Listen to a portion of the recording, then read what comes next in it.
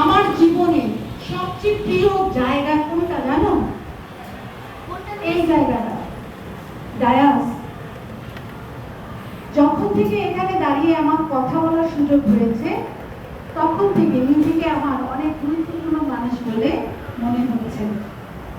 একদম সেই প্রথম থেকে আমার মনে হতো আমি বর্তমানে এই ক্লাসের সবচেয়ে গুরুত্বপূর্ণ মানুষ, তো তাই না? তো নিজেকে সবচেয়ে গুরুত্বপূর্ণ ভাবাটা খুব জরুরি। তুমি যদি নিজেকে গুরুত্বপূর্ণ ভাবতে না পারো, তাহলে অন্য কেউ কি তোমাকে গুরুত্বপূর্ণ ভাবতে পারবে? পারবে না। তাই জীবনে সবচেয়ে জরুরি কি? নিজেকে এমন একটা জায়গায় নিয়ে যাওয়া যেন নিজেকেই নিজের কাছে গুরুত্বপূর্ণ মনে হয়। এই জায়গাটা অত্যন্ত পবিত্র একটা শক্তিশালী জায়গা। পৃথিবীর বড় বড় আন্দোলন শুরু হয়েছে শিক্ষকদের কাছ থেকে।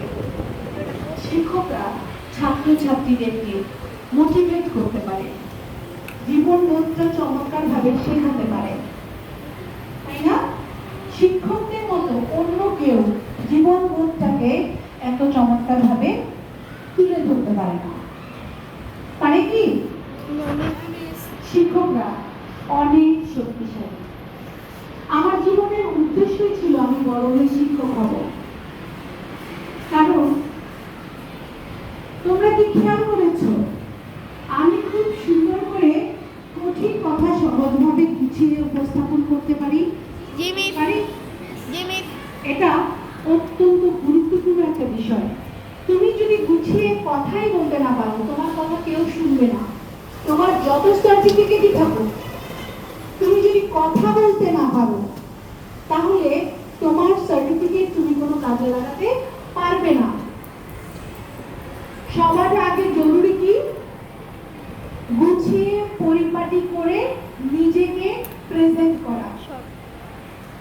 পোশাক পরতে হবে গুছিয়ে, এলোমেলো ভাবে পোশাক থাকলে চলবে না, চুল এলোমেলো ভাবে থাকলে চলবে না, ঠিক আছে? মার্জিত পোশাক পরতে হবে এবং সুন্দর শব্দ ব্যবহার করে মার্জিত ভাবে কথা বলতে হবে। তাহলে সবাই মন দিয়ে কথা শুনবে, তা না হলে কথা শুনবে না। কথা শুনতে বিরক্ত লাগবে। কথা বলার সময় ভয়েসের মধ্যে একটা কোমল ভাব থাকতে হবে।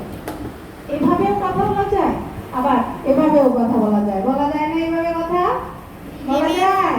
আমি এভাবে কথা বলি, শুনতে ভালো লাগবে? তাই আমাদেরকে কি করতে হবে? সুন্দর শব্দ দিয়ে গুছিয়ে কথা বলতে হবে। এটা তুমি কখন পারবে? যখন তোমার প্রথম প্র্যাকটিস শুরু হবে ব্যাগ গুছিয়ে ডেস্কে রাখা থেকে। তুমি যদি তোমার ব্যাগটাকে নিয়মিত গুছিয়ে ডেস্কে রাখো, তোমার অভ্যাস হয়ে যাবে গুছিয়ে বসা, গুছিয়ে থাকা, গুছিয়ে পোশাক পরা, গুছিয়ে কথা বলা। যে কোনো খাবার রান্না করার পরে গুছিয়ে প্রেজেন্ট করা, যে কোনো কাজ করার পরে গুছিয়ে উপস্থাপন করা। বোঝা গেল বিষয়টা? তাই বোঝানোটা খুবই প্রয়োজন। এলোমেলো জিনিস, এলোমেলো মানুষ জীবনে কখনো অনেক বড় হতে পারে না, জীবনে সফল হতে পারে না।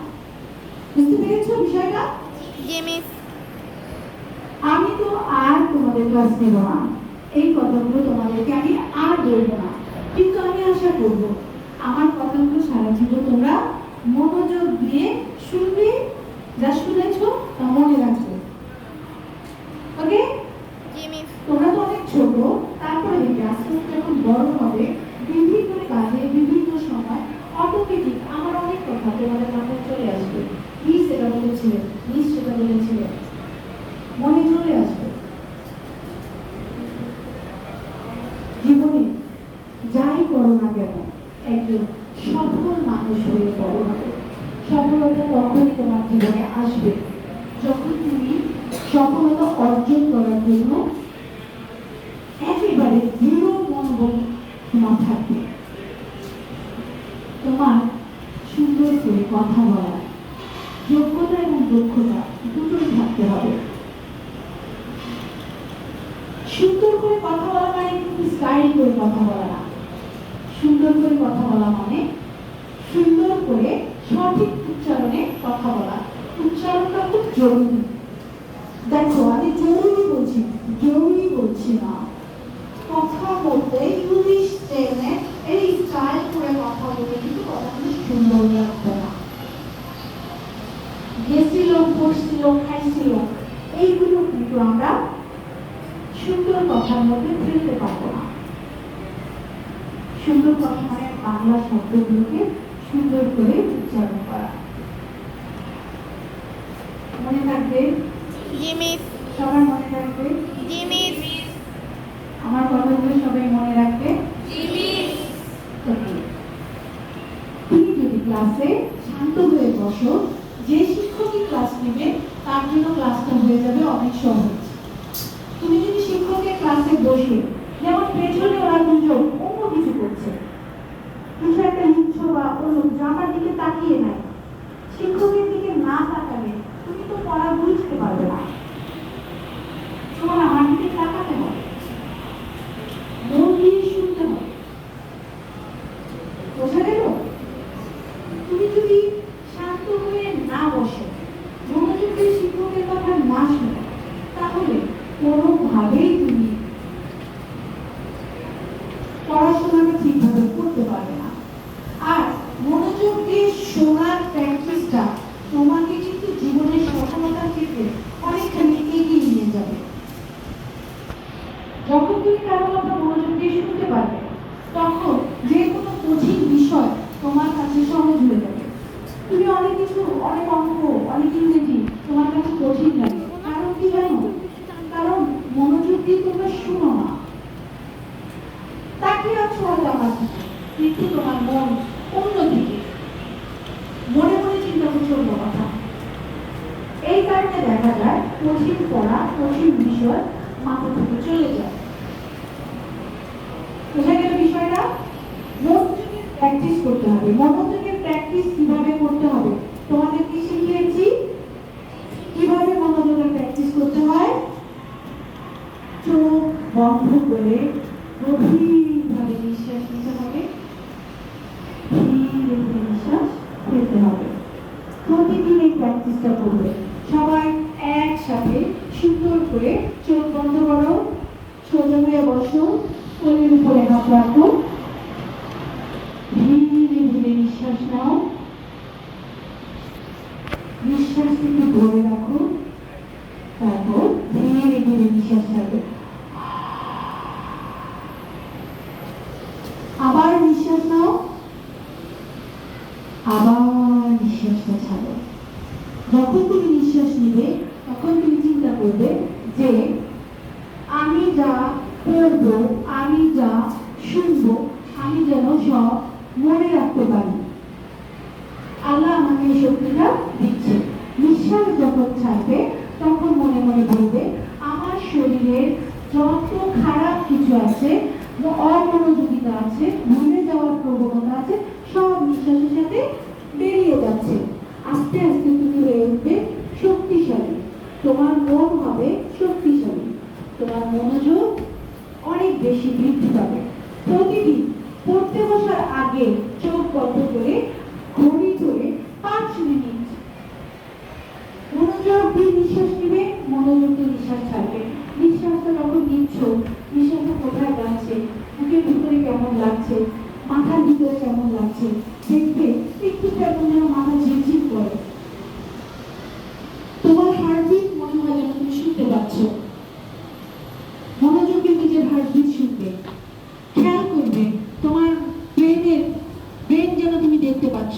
ব্রেনকে বলবে যা করবো আমি এই মুহূর্তে তুমি সব মনে রাখবে। বোঝা গেল বিষয়টা? তুমি তোমার ব্রেনকে যে কমান্ড দিবে, তোমার ব্রেন সেটাই শুনবে।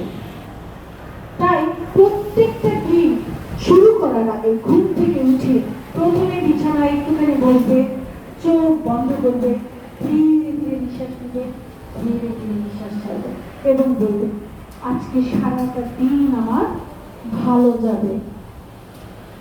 5 মিনিট পর যখন চোখ খুলবে, তখন বলবে আলহামদুলিল্লাহ আমি ভালো আছি, আমি ভালো আছি।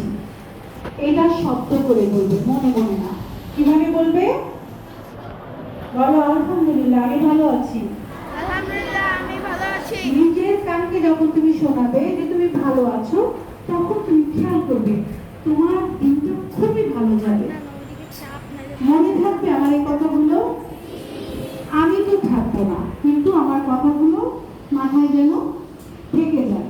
ওকে, সবাই চোখ বন্ধ করে বলো, ম্যাম আপনার কথাগুলো আমরা নিয়মিত পালন করবো। ম্যাম আপনার কথাগুলো নিয়মিত পালন করব। Very good, very good. দেখবে তোমার জীবনে ভুলে যাওয়ার যে একটা সমস্যা ছিল, এই সমস্যাটা চলে গেছে। পড়াশোনা করে মনে থাকছে, তোমার লেখার স্পিড বেড়ে গেছে। যেখানে যেখানে তোমার দুর্বলতা, তুমি কোনটা পারো না, মনে করো তুমি ম্যাথ পারো না, মনে করো কোনো কিছু পারো মনে রাখতে পারো না, খালি ভুলে যাও। মনে করো পরীক্ষা হলে লিখতে গেলে ভুলে যাও বা লেখা স্লো হয়ে যায়, তখন তুমি প্রতিদিন কল্পনা করে তোমার ওই দুর্বলতাটা চিন্তা করবে। এখন থেকে এই দুর্বলতাটা আমার থাকবে না, এখন থেকে আমি যা পড়বো তা আমার মনে থাকবে, এখন থেকে আমি আর স্লো লিখবো না, এখন থেকে আমার হাতের লেখা সুন্দর হয়ে যাবে। নিজেকে নিজে যেটা বলবে সেটাই হবে। আল্লাহ আমাদের ব্রেনে এই শক্তিটা দিয়ে দিয়েছেন, প্রচন্ড রকমের শক্তি। আমার মনকে আমাকে আমি যে নির্দেশ দিব, আমার মন আমার সেই কথাটাই শুনবে। জাস্ট চোখ বন্ধ করে নিজের ভিতরটাকে কল্পনা করতে হবে, মনের ভেতরে কল্পনা করতে হবে।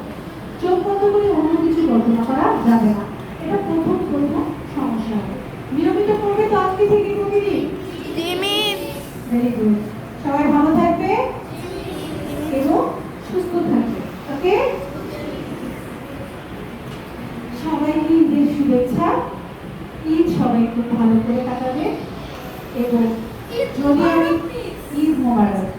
ঈদ মোবারক মিস। ঈদ মোবারক। সবাই খুব চমৎকার করে ঈদে সময় কাটাবে। ঈদের পর পরীক্ষা, নিয়মিত পড়াশোনা করবে এবং প্রতিদিন এই নিঃশ্বাসের ব্যায়ামটা করবে।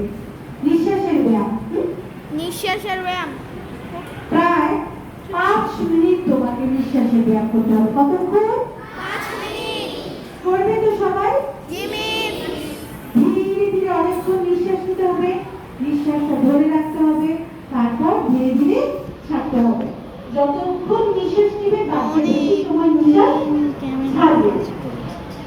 ওকে, তাহলেই দেখবে তোমার জীবন অনেক সুন্দর হয়ে যাচ্ছে। ওকে।